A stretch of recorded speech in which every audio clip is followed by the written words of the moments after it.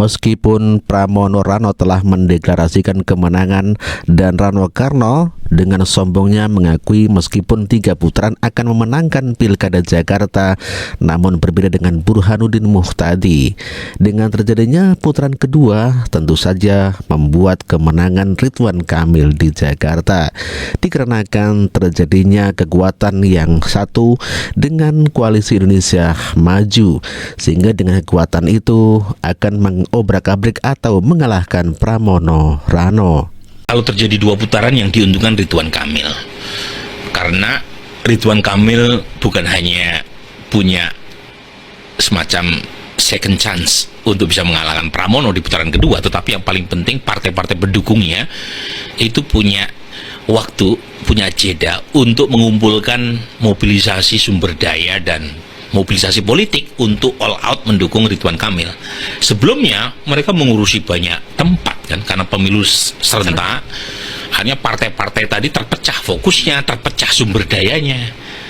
Nah, sementara Pramono hanya didukung satu partai parlemen. Jadi yang dirugikan jelas Pramono Anung, karena memberi kesempatan buat lawan merekonsolidasi kekuatan, dan tentu saja bisa berbeda hasilnya. Tahun 2017 putaran pertama yang menang Ahok 42%, tetapi putaran kedua habis Ahok ketika 19% pemilih AHY langsung ngeblok ke Anies Baswedan.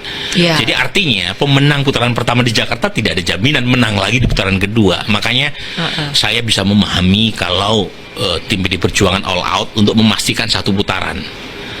Nah, penjelasannya sederhana.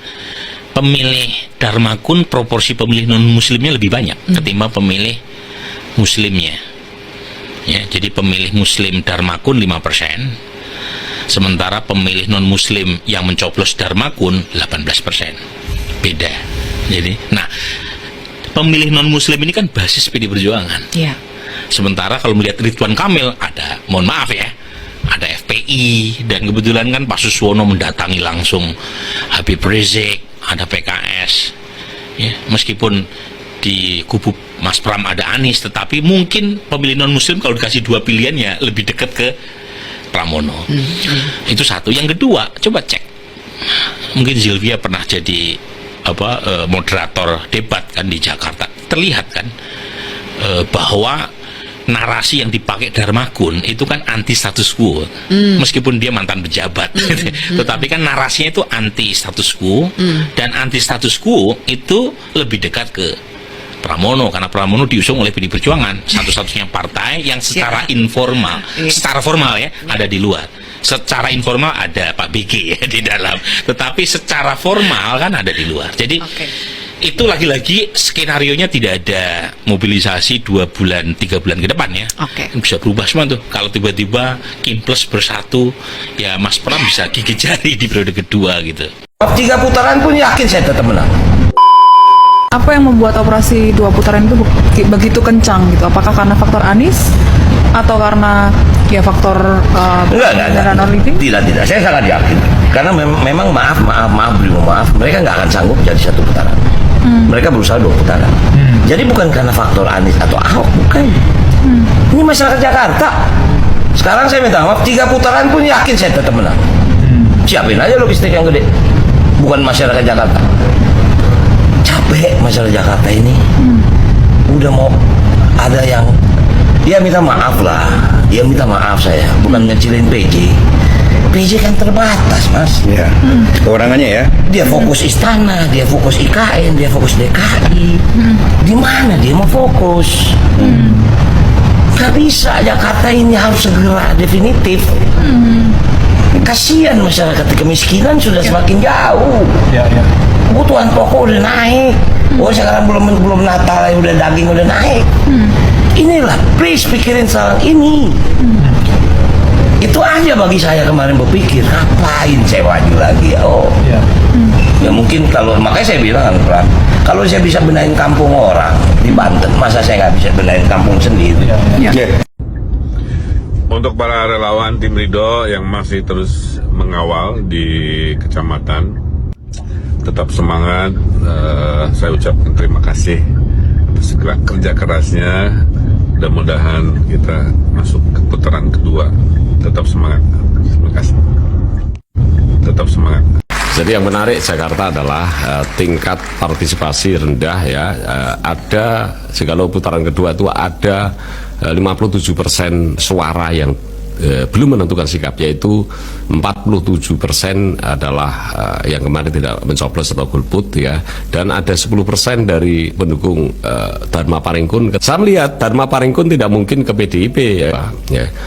Pernyataan Rano Karno yang mengatakan bahwa efek daripada Ahok dan Abah Anies itu tidak ada, maka pendukung Anies Baswedan yang sudah mencoblos Pram akan kembali kandang lagi, dan saya yakin 57% akan menjadi rebutan dari dua kubu, yaitu kubu Ridwan Kamil dan Pramono Anung, dan yakin saya lebih banyak ke Ridwan Kamil.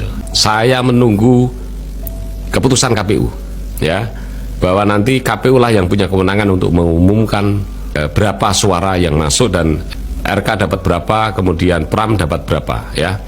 Kemudian bahwa pemilihan di Jakarta itu punya sejarah. Ketika Pak Dasko menginstruksikan kadernya dari Sabang sampai Merauke, dari Pulau Mas sampai Pulau Rote, kemudian dikerahkan ke Jakarta, maka selesai itu barang.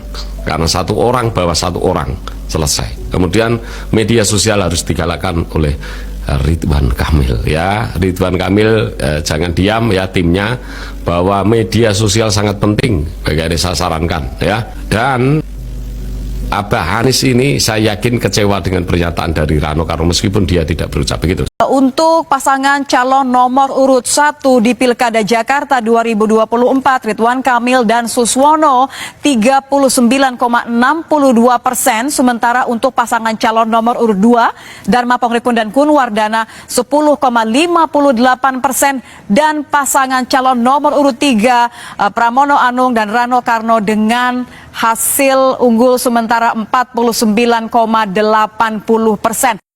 Assalamualaikum warahmatullahi wabarakatuh.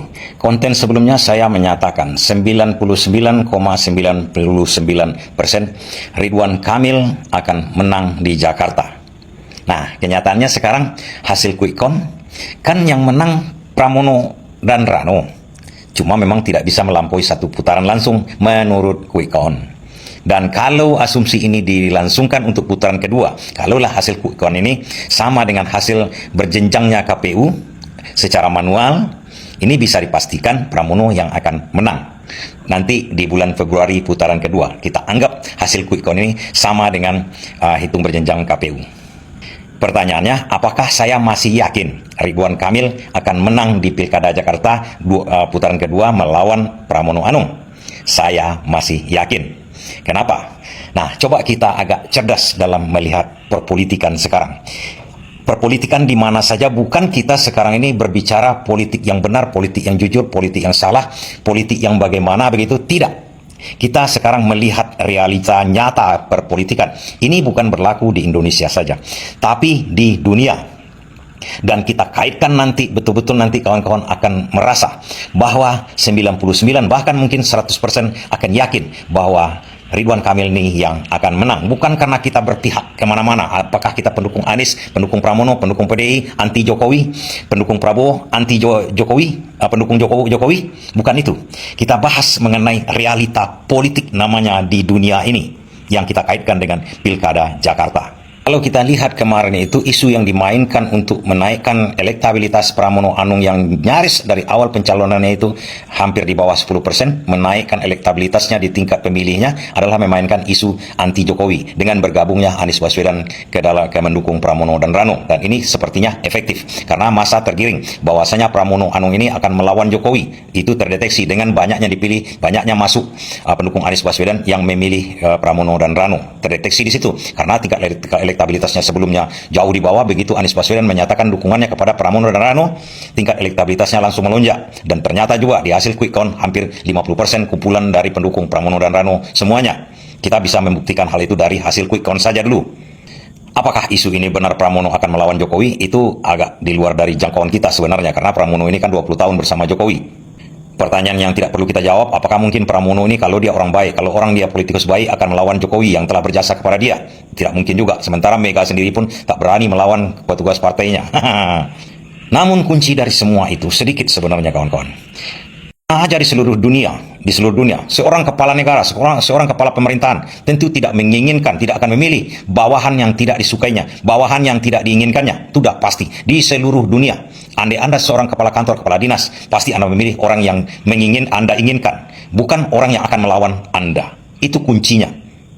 Pertanyaan sederhana, Pramono melawan Jokowi, Jokowi bersama Prabowo, selalu digaungkan isunya begini, akan melawan antitesa Jokowi, bukan melawan Prabowo. Sementara Jokowi dengan Prabowo menyatu saat ini. Di mana logikanya? Kalau melawan Jokowi berarti menyakiti Prabowo. Dan Prabowo siapa sekarang? Itu adalah penguasa di Indonesia, presiden di Indonesia. Melawan Jokowi berarti melawan Prabowo. Saat ini saya katakan, mungkin sampai 2 bulan yang akan datang, itu yang akan terjadi. Dan terdeteksi di sini kalau di Jawa Timur, kan endorse-nya Prabowo dengan Jokowi yang menang, Khofifah. Di Medan juga begitu. Habis PDI dibikin. Jawa Tengah dari hasil quick count juga begitu. Yang menang adalah endorse-nya Prabowo dengan Jokowi. Itu jelas di situ. Dan di Jakarta dimainkanlah isu melawan Jokowi saja. Kalau dimainkan isu melawan Prabowo, mungkin dukungan kepada Pramono tidak sebesar ini, walaupun ada faktor Anies Baswedan. Itu kunci sebetul-betulnya. Dan ternyata Prabowo memang dengan sengaja sudah mengendorse Ridwan Kamil. Contohnya ada mengeluarkan surat macam-macam yang terdeteksi sampai saat ini. Apa artinya itu? Dan yang kita tahu, Prabowo, ini lagi kuncinya, Prabowo tidak segan-segan untuk kemenangannya membawa sesuatu seperti Gibran. Ambil hikmah sendiri. Dia bisa mampu membawa Gibran yang dalam tanda kutip di MK bermasalah. Dia mampu membawa itu untuk kemenangan. Itu kuncinya. Di situ intinya. Ambil kesimpulan sama kawan-kawan. Maksud saya, biar kita dalam berpolitik ini cerdas melihat situasinya, melihat realitanya. Bukan masalah idealnya, bukan masalah lurusnya perpolitikan, bukan masalah sucinya perpolitikan. Apa yang akan terjadi? Apakah Prabowo akan membiarkan orang lain yang tidak disukainya duduk menjadi gubernur di provinsi paling penting di Indonesia? Jawabannya apa? Tak akan dibiarkan secuil pun orang akan duduk di situ untuk daerah, untuk orang yang akan melawan dia, berseberangan dengan dia. Contohnya Prabowo sudah merangkul demikian banyaknya partai-partai politik. Apa jadinya kalau dia bertempat tinggal di Jakarta, berkantor di Jakarta, yang memimpin Jakarta di bawah dia itu adalah bagian yang tidak sesuai dengan dirinya, tidak bersenyawa dengan dirinya. Tak akan dibiarkan. Di mana aja di dunia ini begitu perpolitikan. Banyak kemungkinan kebijaksanaan dia juga terhambat di Jakarta kalau orang yang tidak cocok aja sama dia, apalagi berlawanan dengan dia. Dan apalagi isu yang dimainkan sekarang adalah melawan Jokowi. Melawan Jokowi berarti sekarang ini dalam kondisi sekarang itu artinya melawan Prabowo. Terdeteksi itu semua, terasa itu semua. Pengamat Leteyong mengatakan kalau melawan Jokowi tidak melawan Prabowo. Salah besar di situ. Realitanya seperti itu. Melawan Jokowi berarti melawan Prabowo. Prabowo terus membela Jokowi, Jokowi yang telah membela Prabowo dulu.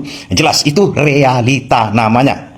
Dan dapat kawan bayangkan, kalau seandainya hitung berjenjang bertingkat yang ada di KPU, KPU itu siapa atasannya? Jelas-jelas di atas itu adalah presiden. Presidennya siapa? Prabowo, yang tak menginginkan orang lain selain Ridwan Kamil menjadi gubernur Jakarta. Apa artinya lagi? KPU, Bawaslu, semuanya di bawah dia. MK pun sebetulnya di bawah dia. Karena yang menyeleksi dan yang menyodorkan ketua MK ataupun hakim MK adalah dari dia, dari presiden. Jelas sekarang presiden Prabowo. Prabowo tak ada alasan sedikit pun bagi Prabowo untuk membiarkan orang lain yang duduk selain dari orang yang disukainya di provinsi yang terbaik, yang terbesar, yang terpenting di Indonesia. Kuncinya itu, apapun akan dilakukannya, baik secara jalan lurus ataupun sedikit berbelok seperti Pilpres kemarin dengan membawa Gibran. Itu kuncinya. Makanya kalau sekarang quick count saja itu tidak bisa satu putaran Pramono Rano, ke putaran kedua udah pasti Ridwan Kamil RK yang akan menang. Jelas sekali situ. Apapun. Ada KPU di situ, ada Bawaslu, ada macam-macam di situ perangkatnya yang bisa dijadikan semacam untuk seperti main bola, sliding tackle sedikit asal tidak kelihatan oleh wasit. Siapa wasitnya? Rakyat. Sederhana kan cara mencermatinya. Makanya saya masih berani memastikan sampai sekarang yang akan viral 3 bulan yang akan datang. 99, mungkin lebih lagi sekarang 99,9999% Ridwan Kamil menjadi gubernur Jakarta. Bukan karena saya mendukung Ridwan Kamil, bukan saya anti Pramono, bukan saya mendukung Pramono atau Dharma Pongkrikon. Ini adalah realita untuk supaya kita cerdas melihat berlogika dalam berpolitik. Terima kasih.